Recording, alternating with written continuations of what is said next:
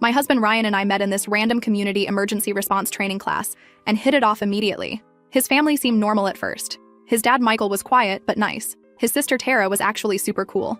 But Deborah, OMG. The first red flag happened at our engagement dinner. When Ryan went to the bathroom, Deborah leaned across the table, still smiling, and whispered that she'd waited too long for Ryan to find someone worthy, and that she wouldn't let just anyone into their family. I laughed it off thinking she was joking, but her eyes were dead serious. After we got married, things got weird. Fast. She would show up at our apartment unannounced at 7 a.m. on weekends to drop off food, but really to check if we were both there. She'd call Ryan constantly with fake emergencies. Once she called him sobbing that she thought she was having a heart attack. And when we rushed over, she was just sitting there watching TV and said, "Oh, the pain passed, stay for dinner." I tried talking to Ryan about it, but he'd been dealing with her manipulation his whole life and thought it was normal. He kept saying, "That's just mom being protective." And I'm like, no, this is insane behavior. Things went nuclear when I got pregnant. We were excited but wanted to wait to tell people. Somehow Deborah knew before we told anyone. She showed up with a baby outfit and was like, "For my grandbaby." I was only 6 weeks along and literally hadn't told anyone. When I asked how she knew, she just smiled and said, "A mother always knows these things." 2 days later, I was checking our shared calendar on Ryan's iPad and saw weird appointment notifications. There were reminders for D-check-in every few days. I clicked one and nearly passed out. They were scheduled calls with his mom where he was supposed to update her on everything about me and the pregnancy. She had been making him spy on me and report back. When I confronted Ryan, he broke down crying, saying his mom had always been like this, controlling everything. He admitted she had access to all his accounts, read all our messages, and had even installed some family tracking app on his phone that he couldn't figure out how to remove. He said she threatened to cut him off from the family if he didn't keep her updated on everything. I was livid, but also terrified because who does this? We agreed to change all passwords and create boundaries. Ryan promised he'd stand up to her. He called her that night and told her she needed to respect our privacy. She seemed to take it well, which should have been another red flag TBH. A week later, I started getting weird texts from numbers I didn't know, asking if I was still selling my wedding ring or if I was still looking for divorce lawyers. Then friends started calling asking if Ryan and I were okay because they heard we were splitting up. Turned out Deborah had created fake profiles pretending to be me on social media and in local groups, saying my marriage was over and I was leaving Ryan. The absolute worst came when my boss called me into his office looking super uncomfortable. He showed me an email he'd received from my mother. My mom died when I was 16 BTW, saying I had serious mental health issues and was making up my pregnancy for attention. The email had private details about me that only someone close would know. I literally collapsed in his office. When we confronted Deborah with evidence of everything, she didn't even deny it. She looked me dead in the eyes and said, "Ryan deserves a real woman from a good family, not some orphan playing house." I was shocked, but Ryan went ballistic. He started yelling at her for the first time in his life, telling her she was sick and needed help. That's when she smiled and said, "I've already called Tara and Michael. They're waiting at our house. We need to discuss Ryan's future and how we're going to handle this situation as a family." Ryan asked what she meant, and she said, "You think this is the first time I've had to save you from a mistake? Ask your father what happened to Jessica." Ryan looked like he'd seen a ghost. Apparently, Jessica was his high school girlfriend who suddenly moved away. He stammered, "What did you do to Jessica?" And Deborah just laughed and said, "Nothing she didn't deserve. Now come home, son. Without her." Ryan grabbed my hand and we left. In the car, he was shaking so bad he couldn't drive. He told me his dad had always hinted that his mom had taken care of a problem with Jessica, but he never understood what that meant until now. Jessica had gotten pregnant at 17 and suddenly moved away after telling only Ryan's mom. We went straight to a hotel and Ryan called his sister Tara, putting her on speaker. She started crying immediately and confirmed our worst fears. Deborah had terrorized every woman Ryan had ever dated. With Jessica, she had threatened the girl's family with some kind of blackmail until they sent her away. Tara said Deborah had a file on me from before we were even engaged. That night we heard someone trying to open our hotel room door at 3 a.m. When Ryan looked through the peephole, he stumbled back in shock. It was his dad Michael just standing there silently. First update. So, if you read my last post, you know that my life basically got carpet bombed by my mother-in-law, Deborah, and her absolute refusal to let me exist as a human being married to her son. I wish I could tell you it calmed down after we left our apartment and went into hiding, but LOL, no. That was just the pregame. If you're here for neat, happy endings, go watch some cozy TikTok couple. If you want to know what it's actually like to get hunted by your husband's family because you dared to marry their precious boy, buckle up. Anyway, we left off at the hotel, right? Me and Ryan basically shaking in a mid-range chain room, trying to process that his dad, Michael, had just stood outside our door at 3 a.m. Not knocking, not saying anything, just standing there. I still don't know if he was trying to scare us or if he genuinely thought we'd open the door and hand ourselves over like toddlers. But either way, it was creepy as hell. Ryan was pale and wired, pacing around the bed, and I was texting my aunt at 3:20 in the morning trying to figure out if we needed to call the police or just IDK, set up a Home Alone-style trap with the ironing board. We did what any panicked, sleep-deprived couple would do. We piled a chair and my suitcase against the door, checked the peephole every 5 minutes, and called down to the front desk, whispering like idiots. The night manager said he'd check the security footage and send someone up, but by the time anyone bothered to show, Michael was gone. Cool. Thanks for nothing. Hotel security. I barely slept 40 minutes, and when I did, my dreams were all versions of Michael silently lurking in the hallway, holding a butcher knife, or for some reason, a giant fish. No idea why, but my brain is broken. At like 6:30, the manager called up and said Michael had left something at the desk for us. Just the way he said it, polite but definitely uncomfortable, made me want to crawl out of my skin. Ryan insisted we shouldn't go get it, but I couldn't not know. So I sent him down to collect the envelope, while I stood at the door with the phone in my hand, ready to call 911 if anything felt even slightly off. Ryan came back up looking weirdly gutted, holding a plain manila envelope. Inside were 4 photos of him as a kid, awkward school pics, him at a birthday party, that sort of thing, and a folded note in Deborah's handwriting. I swear, her handwriting is like angry cursive, all sharp points and underlines. The note said, "Family is forever. We can forgive you if you come home and talk to us, without her." And then, as if that wasn't enough, she'd drawn a little heart and signed it, Mom. I actually laughed. The kind of laugh where you're almost crying. Like, really? This is your play? Emotional blackmail via yearbook photo? Ryan just sat on the edge of the bed for a while, turning the photos over and over, not saying anything. Sometimes he gets like this, lost in his own head, stuck between wanting to please his parents and wanting to burn everything down. I get it, but it also makes me want to throw stuff. That's when the calls started. At first, I thought it was just spam, but then the hotel phone rang, which is not normal. I picked up, ready to tell someone they had the wrong number, but it was Deborah's voice, all fake sweet and high-pitched. She said she was downstairs in the lobby and needed to speak with her son privately, and that I needed to come down and face the consequences of my actions. I just said no, not happening, and hung up. But she kept calling, both our cells, the hotel line, even the stupid WhatsApp number Ryan never uses. Each time, her messages got nastier. She said if I didn't come down, she'd start telling people the truth about me, that I was unstable, manipulative, and not fit to be a mother. She threatened to go to my aunt, my friends, even my old neighbors, all because I married her son and wouldn't let her run my life. At this point, Ryan finally snapped out of his fog long enough to text Tara, his sister, and just said, "We need help. Mom is here." Tara, who is probably the only person in that family with a functioning brain, texted back that she was coming over ASAP, and she brought her boyfriend, Devin, who is like 6 feet of pure, try me. I've literally never been so happy to see 2 people in my life. Tara brought coffee and 2 bags of snacks and just started cursing out her mom in the hallway. Devin stood at the door with his arms crossed like a bouncer, daring anyone to try something. We spent maybe an hour barricaded in that hotel room, all 4 of us, passing around paper cups of burnt coffee and trying to figure out what to do. Ryan was still in shock. Tara kept pacing and ranting about how Mom has lost it this time, and I kept refreshing my phone, half expecting some viral post about me to pop up. Devin, for his part, just kept muttering that if Michael showed up again, he'd handle it. It was the weirdest double date of my life. Around 10, it all exploded. There was this banging on the door, like not a polite knock, but full on, open up right now pounding. I jumped about a foot in the air. Devin got there first and just stared through the peephole, then motioned for Ryan. It was Deborah and Michael, both of them looking absolutely deranged in the hallway. Deborah started screaming, "Open this door! This is a family emergency!" Michael just stood there, arms folded, not saying anything. Devin told them to leave, and Deborah started shoving the door, like she thought she could break it down with sheer willpower.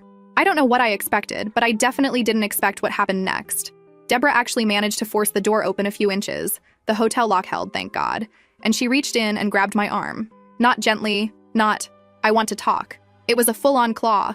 She yanked and I yanked back, and for a second it was just a tug of war with my own mother-in-law in the middle of hallway. I screamed, "Get off me, Deborah!" Tara was right behind me trying to pull her mom's hand off, and Devin was yelling at Michael to back off. A couple of hotel employees finally ran up, followed by some guy in a suit who I guess was the manager.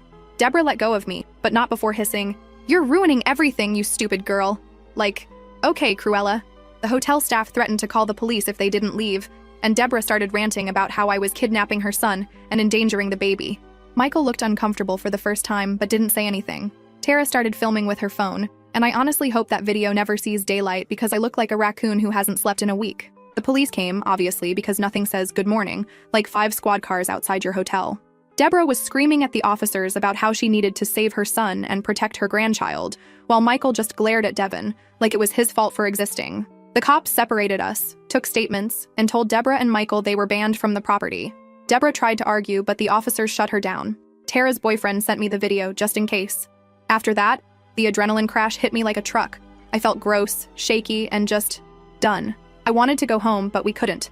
I wanted to call my mom, but, well, she's been gone for more than a decade. Ryan tried to hug me, but I just sat on the bed with my head in my hands. The only thing that helped was Tara sitting next to me, whispering that I wasn't crazy, and that her mom had always been like this.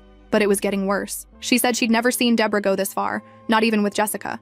Which, yikes, still not over that revelation. We checked out of the hotel just before noon. The manager apologized, but it was obvious he was just glad to see us go. I don't blame him. Who wants domestic drama in their TripAdvisor reviews? Devin offered to drive us wherever we needed, so we loaded up our stuff into his beat-up SUV and just sat there for a minute, trying to figure out what the actual hell to do next. Every option felt unsafe. Go home? Not a chance. Another hotel? Deborah would find us. Stay with Tara? Her apartment is tiny and Michael has a spare key. Don't even get me started. Our only real option was my dad's place. He's a retired guy with a big old house and a frankly excellent security system. Plus, he's never liked Deborah.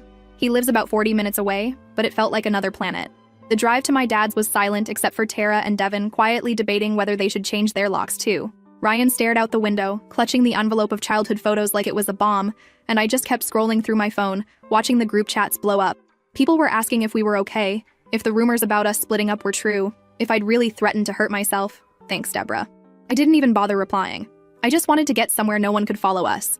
Pulling into my dad's driveway felt like reaching the finish line of a marathon I never signed up for. He was waiting on the porch, arms crossed, looking every inch the "don't mess with my kid, Dad." I hugged him so hard I nearly broke his ribs.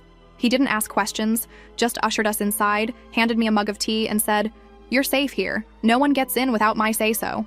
God bless old men who still trust in deadbolts and motion lights.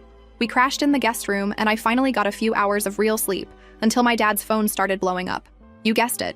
Deborah had found his number and was now calling him, demanding he bring her son home and return her grandchild to the family. Dad hung up, then blocked her, which is more than I can say for Ryan, who still won't block his parents. I get it, sort of. He's scared. But it's infuriating. That night, the four of us, me, Ryan, Tara, and Devin, sat around my dad's kitchen table, eating takeout and making a list of everything Deborah had done. It was like putting together a true crime podcast, except the murderer was my mother-in-law and the victim was my sanity. Tara admitted she was scared her mom would come after her next, and Devin said he was ready to call the cops if Michael set foot anywhere near their place. Ryan just kept apologizing, over and over, until I finally snapped and told him to stop. This wasn't his fault. Or at least not all his fault. Deborah has been like this forever, and nobody ever called her on it. I don't know where we go from here. We can't stay at my dad's forever, but for now it's the only place that feels safe. Deborah is still out there, making calls, spreading rumors, trying to get everyone on her side. I keep waiting for someone to knock on the door or for my phone to light up with another insane message. Part of me wants to fight back, post the video, go public, burn it all down, but another part just wants to sleep for a week and pretend this isn't my life. If you made it this far, thanks. Seriously. I don't know if I'm looking for advice or just screaming into the void at this point, but it feels good to get it out. I wish I could say it's over, but something tells me Deborah isn't done. She never is. Second update. So, yeah, here I am again. If you're still following this story, first of all, I see you, and I'm sending you caffeine and solidarity, because living it was wild, but retelling it is almost as exhausting. This part? This is where she drags my extended family into the mess and things get even messier. We'd been at my dad's for maybe 3 days. It was weird, like being in high school again, but with more swearing and less privacy. My dad's house is old and kinda creaky, but he's one of those guys who still uses an actual answering machine, so there's always a weird beep in the background. I tried to keep things normal, helped with dishes, scrolled endlessly through TikTok, tried to ignore the fact that my notifications were blowing up every 5 minutes with some new drama. Ryan mostly hid in the guest room, playing mobile games or just pacing. We kept thinking, maybe if we just lay low long enough, Deborah would get bored and move on to obsessing about Tara's haircut or Michael's cholesterol again. Ha, if only. First sign things were about to go off. My cousin Barbara called out of nowhere. She's a couple years older, lives about 20 minutes away, and we're not super close. But she's one of those people who always wants to mediate and keep the peace. She opened with, "So I just talked to your MIL? Why is she saying you're," and I quote, "refusing to let Ryan leave the house or see his family?" I almost dropped my phone. I tried explaining, but she interrupted a ton, saying she just wanted both sides. By the end, she was asking if maybe I should just meet Deborah halfway. Which, El Mao, yeah, let me just compromise with someone who tried to drag me out of a hotel room by my arm. I hung up, called Tara. She was pissed. She'd gotten the same kind of call. Only her version was that I'd brainwashed Ryan and was keeping the baby from the family. The wildest part? Some people believed it. My Aunt Marilyn, my dad's sister, who's always been a little much, Texted my dad an entire essay about family unity and how young girls these days don't respect traditions. I couldn't believe it was happening, but there it was. Deborah had started calling everyone she could find, spinning her version of events, and it was actually working on some people. Ryan at this point was barely functioning. He kept saying, "Maybe if I just talk to Mom, maybe if I explain," and I wanted to shake him. Devin and Tara came over one night with pizza and tried to lighten the mood, but it was awkward. Devin was scrolling through his phone, looking up restraining order drama stories, and Tara kept making nervous jokes. At one point, my dad snapped that if Deborah showed up, he'd call the cops before she made it up the steps. He said it with this look I'd never seen before. Half I'm not joking, and half, I can't believe this is my life now. Next morning, the real circus started. I went out on the porch to get some air and avoid the smell of my dad's burnt toast, and there was a letter taped to the mailbox. White envelope, my name scribbled on the front. Inside was this rambling, half-typed, half-handwritten letter. Deborah said that if I continued spreading lies about her and her family, she'd have no choice but to take legal action for defamation and character assassination. There was even a cease and desist at the top, like she'd Googled how to write one and then just went nuts with copy-paste. She claimed I was slandering her to neighbors and destroying her son's good name. I read it out loud to Ryan and Tara. Tara was cackling, but Ryan just looked sick. I wish that was the end of it, but this is my life, so of course not. 2 hours later, my phone started blowing up again, this time with messages from friends and, weirdly, old acquaintances. Someone, I wonder who, had started DMing people claiming I'd been hospitalized for mental issues and was making up stories to get attention. One of my high school friends sent me a screenshot. There was a whole thread in a local Facebook mom group, complete with my wedding photo and a bunch of people arguing about whether I was unstable or just stressed. I should have known better than to look, but I did, and of course I ended up rage scrolling through comments. Someone actually asked if Ryan was safe at home. Honestly, the urge to reply with a meme was overwhelming. Ryan tried to call his dad to get him to make Deborah stop, but Michael just said that the family needs to do what's best and sometimes women get emotional. I swear I almost drove over there myself. Devin offered to go instead, but Tara convinced him not to start a fistfight in the driveway. We all sat in the living room eating ramen out of mugs and watching YouTube on my dad's old TV, half waiting for the next fire to start. It came sooner than I thought. Around 3, the Ring doorbell chimed. My dad checked his phone and muttered, "You've got to be kidding me." Deborah and Michael were standing on the front lawn, arms crossed, looking like they'd just shown up for a family intervention, not a hostile takeover. I looked at my dad, and he just shook his head and pulled on his shoes. He's not a big guy, but he's stubborn, and he was not about to let anyone walk all over him or his house. I went outside with him, Tara right behind me. Deborah started up immediately, saying she was just here to get her son and make sure the baby was okay. Michael hung back, but I could see he was taking in the house, looking at the windows, probably checking for cameras or whatever. My dad told them to leave, said we'd call the police if they didn't. Deborah got louder, started talking about lawyers and family rights and parental duty. She actually tried to push past my dad to get to the door, and I stepped in front of her. She glared at me, totally unhinged. She said, "You think you can keep my son from me? You think you're better than this family?" I just stared right back and said, "We're not going anywhere. Go home." She shoved me, full on, open palm to my shoulder. I stumbled back, but Tara caught me. My dad got between us, and then Michael started yelling at Ryan, saying he was throwing his life away for a girl who doesn't respect tradition. Ryan just stared at the ground. It was chaos. Deborah was shouting, Michael was yelling, Tara was screaming at her mom to leave us alone. I could see neighbors peeking out through curtains. Devin came running out of the house, got between Michael and Ryan, and told them to back off. Deborah actually tried to slap Tara, but my dad grabbed her wrist. She yanked away and started screaming about abuse and assault. That's when the cops showed up, again. Guess a neighbor finally called, because 2 squad cars pulled up and officers got out, looking bored as hell. One of them asked what was going on, and Deborah started in with her story, sobbing about her traumatized son and dangerous daughter-in-law. Michael tried to play the calm, reasonable dad, but the cop just kept writing stuff down on a little notepad. The officers separated us, took statements, and eventually told Deborah and Michael they had to leave, or they'd be arrested for trespassing. Deborah tried to argue, but my dad wasn't having it. He told her if she ever set foot on his property again, he'd file a restraining order so fast her head would spin. After they left, the house was dead quiet. Ryan actually started crying, not like ugly sobbing, but just silent tears, sitting at the kitchen table. Tara hugged him, and my dad just said, "Sometimes you have to pick your real family." Even Devin looked shaken, and he's usually the chillest guy in any room. I went to the bathroom and splashed water on my face, just trying to calm down. When I came back out, I found Tara staring at her phone, her face pale. She handed it to me. Deborah had texted her, threatening to cut her out of the will and never forgive her for taking her brother's side. Tara just shook her head and said, "Honestly, I'm done. I can't do this anymore." I hugged her, and for the first time, I actually believed her. She'd always tried to keep the peace, but Deborah had finally pushed her too far. We spent the next couple days basically hiding out. My dad changed the Wi-Fi password, because apparently Michael once tried to hack our baby monitor. Long story. And everyone kept their phones on silent. I barely slept. Ryan stopped eating much, and Tara alternated between rage texting her mom and stress baking cookies. Every time the doorbell rang, we all jumped.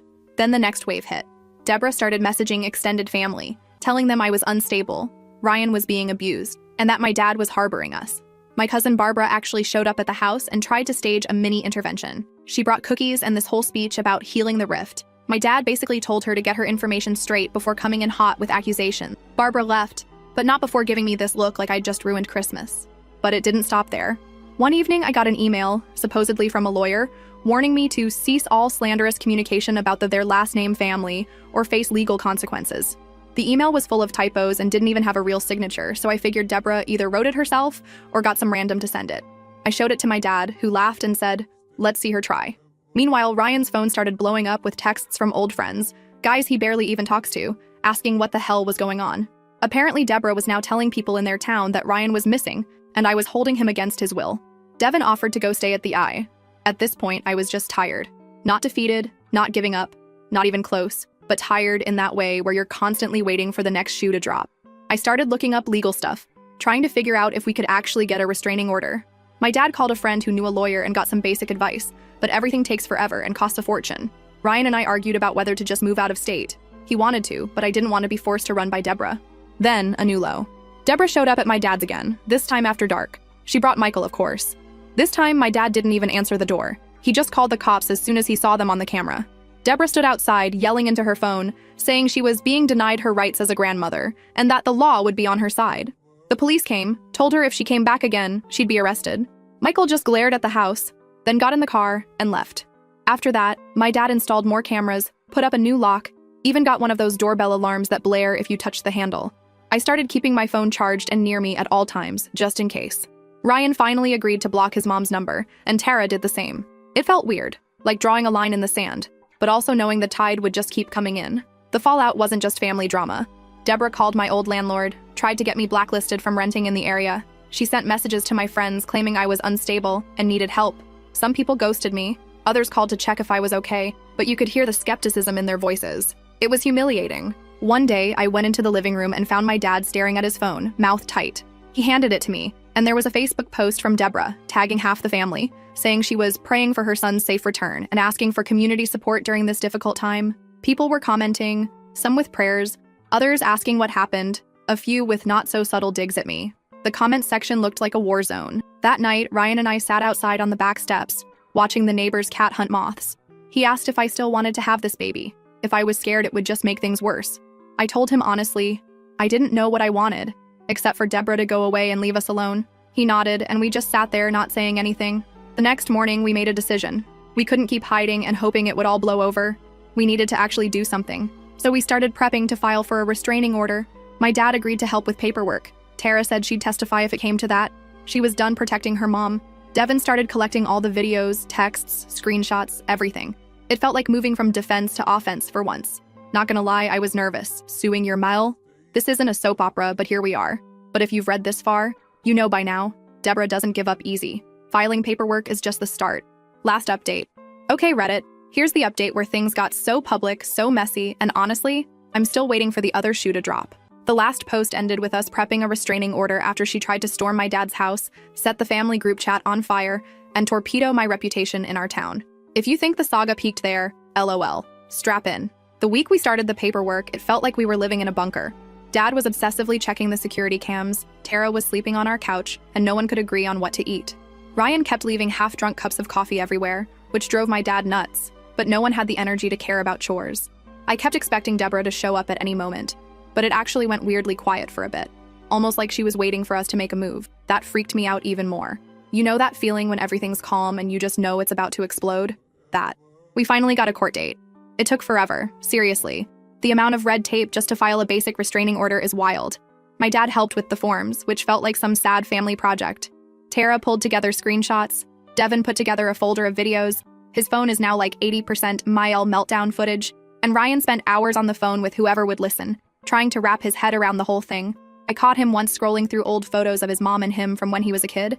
He didn't say anything about it, but he didn't need to. That whole week, Deborah went full nuclear online. She started by making a bunch of vague Facebook posts about losing her son to a manipulative outsider and praying for family restoration. She tagged Ryan, me, even Tara.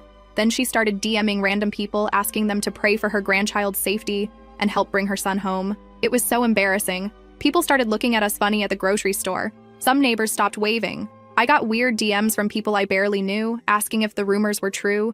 The old ladies at my dad's church group started dropping concerned hints about young marriages and stress. I mean, I even got a text from my ex-roommate from college like, "Hey, are you okay? Heard things are rough. NGL, I wanted to move to another planet." Meanwhile, Ryan was getting texts from Michael, his dad, every other day. Michael's messages ranged from, "You're being selfish," to "Your mother is heartbroken," to these weird reminders about family traditions and what happened to Jessica. If you read the earlier posts, you know that name still freaks Ryan out. Michael never apologized, never took our side, just kept trying to guilt trip him. I asked Ryan why he even read the messages, and he just shrugged. I think he was hoping for some sign that Michael would finally step up. But honestly, it was never gonna happen. I wish I could say we handled all this with grace and dignity, but mostly it just made us snappier and more awkward as a couple. We fought about stupid stuff, like whether to get takeout or try to cook, who was hogging the charger, whether to answer the landline or let it go to voicemail. My dad kept reminding me to eat, Tara kept stress cleaning, and Devin started spending more time at his own place, which I totally get. Even the cat started hiding when voices got raised. The day before court, Deborah pulled her biggest stunt yet. She showed up at my dad's place with Michael and tried to serve us with grandparents' rights papers. I'm not even kidding. She'd found some printout online and written in all the blanks herself. She handed it to me on the porch, all smug, and said, "I'm going to fight for my grandchild, whether you like it or not." I told her to get off the property and slammed the door. The actual court day was surreal. We all got up before sunrise because Ryan was so anxious he couldn't sleep. Tara did my hair in the kitchen, hands shaking the whole time. My dad put on his only decent suit, which he hadn't worn since my mom's funeral. We packed all the evidence, printouts, phones, USB drives, the whole 9 yards, into a grocery bag. Ryan and I barely spoke on the drive. He just kept tapping his foot and scrolling through Reddit on his phone. When we got to the courthouse, Deborah and Michael were already there, standing with their arms crossed and faces like stone. Deborah had her hair done and was wearing this weirdly formal dress, like she was there for Sunday service, not a restraining order hearing. The waiting room was tiny and tense. Deborah kept glancing over at us, and Michael stared at Ryan like he wanted to say something but couldn't. Tara sat between us, scrolling through her phone, and my dad kept muttering under his breath about wasting a whole day on this nonsense. The judge was late, so we all just sat there, pretending not to notice the glances from the clerk and the other people waiting for their own cases. One guy kept sneezing, which somehow made everything feel even more awkward. When our case was called, I felt this weird mix of anger and IDK, not fear, but something close.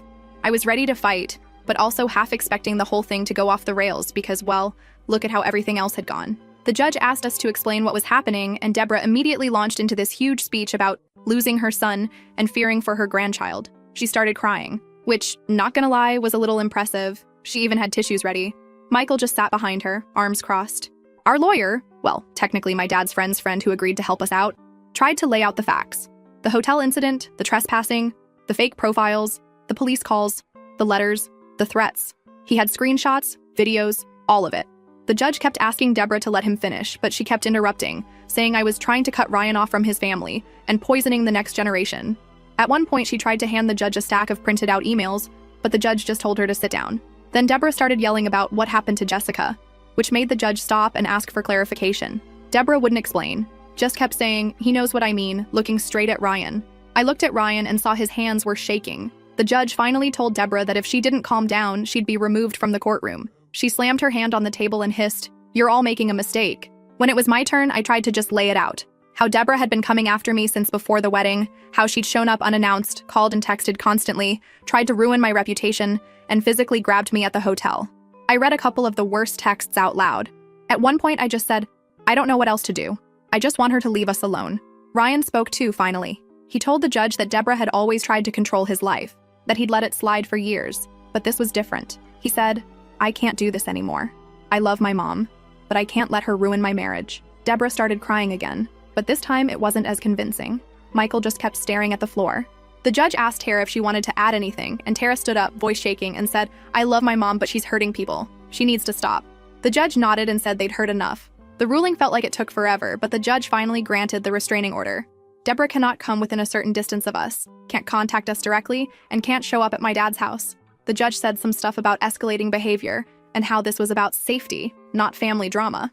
Deborah tried to argue, but the judge just ignored her. She started yelling, saying, "This isn't over, you'll regret this," and had to be escorted out by the bailiff. Michael followed, but not before glancing back at Ryan. That look said everything: disappointment, anger, maybe a little fear. After court, we all just stood outside for a while trying to process what happened. Tara was shaking, Devin grabbed her hand, and my dad actually smiled for the first time in weeks. Ryan just sort of deflated. Like the last bit of hope he had for reconciling with his parents was gone. I felt weird.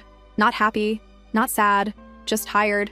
But also, for the first time, a little safe. But, of course, Deborah wasn't done. Over the next week, she started telling everyone she'd been wrongly accused and unjustly banned from her family. She posted about us on Facebook, tagged random people, even tried to start a GoFundMe for her legal expenses. Some people in the community took her side. Others messaged me to say they were sorry for what happened. My Aunt Marilyn called again to say she thought it was all blown out of proportion. My cousin Barbara stopped talking to me completely. It messed with my head, NGL. Ryan and I fought about what to do next. He wanted to move out of state, start over somewhere without all this baggage. But I was stubborn. I didn't want Deborah to win by driving us away. Tara said she wanted to stay close, at least for now. She was worried Deborah would try to find some way around the order. Devin suggested we all get together once a week, just to keep an eye on things and check in. For a while, it felt like we were in a weird little support group, sharing updates about whether Deborah had tried anything new. Meanwhile, life kept rolling. The baby was still coming, whether we were ready or not. My dad bought a new video monitor for the house, just in case. We started looking for a new apartment, somewhere not so close to the drama.